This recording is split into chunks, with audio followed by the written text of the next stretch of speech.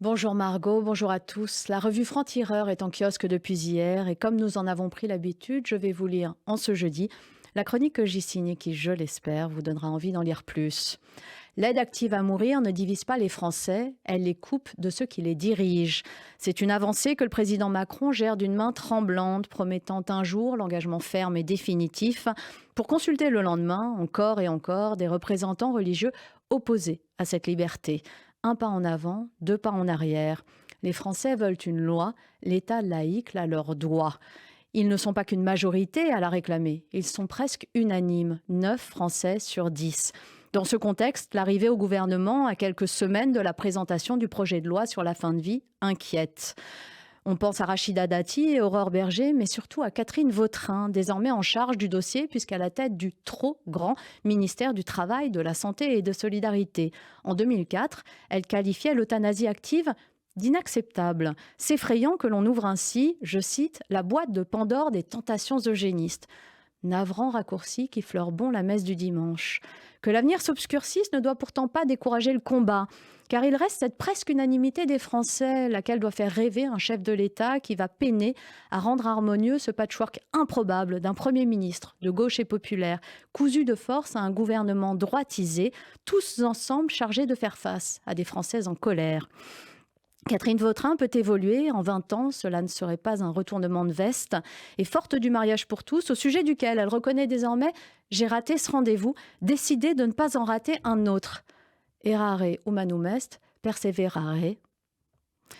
Margot et nos auditeurs, vous pourrez lire ce billet dans la revue Franc-Tireur en kiosque depuis hier. Vous y lirez ce billet, mais aussi le franc-parler de Caroline Fourest, bien sûr. Ça s'appelle « Remanier est-il renié ?» Et il y est question de remaniement, bien sûr. Les changements de crèmerie politique sont-ils forcément des traîtrises?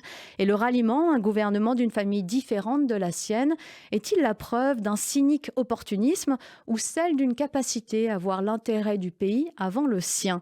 Caroline Fourest liste les hypothèses qui ne se valent pas toutes. Notre sujet à la une, c'est un dossier passionnant qui se lit comme on regarde une série de politique fiction, vraiment. Sauf que tout est vrai ici. Attal à Matignon, il se lâche. C'est notre titre. David Medioni dit tout des vraies personnes qui se cachent derrière les faux comptes antisémites, homophobes et parano qui sont aujourd'hui déchaînés en roue libre contre le nouveau Premier ministre. Le portrait qui fâche est en roue libre, lui aussi. C'est celui de Meyer Habib. Bibi Gaga, le député de la 8e circonscription des Français établis hors de France, qui compte notamment Israël, n'a pas ni Dieu ni maître, mais un Dieu auquel il s'en remet plutôt qu'à la laïcité, et un maître, Benyamin Netanyahou, avec lequel il soigne son business.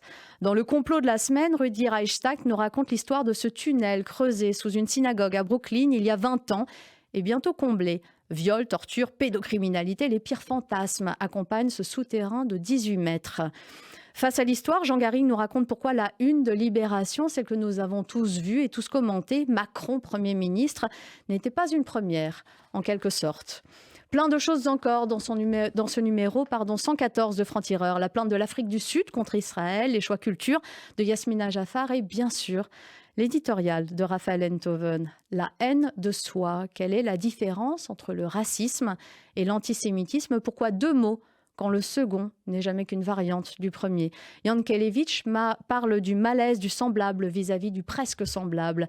Et Raphaël Enthoven nous explique pourquoi c'est là, sans doute, la clé de cette haine si particulière.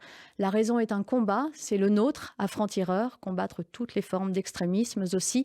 Lisez-nous, rejoignez ce combat et la lutte pour que la nuance survive dans un monde qui n'a de cesse de se radicaliser.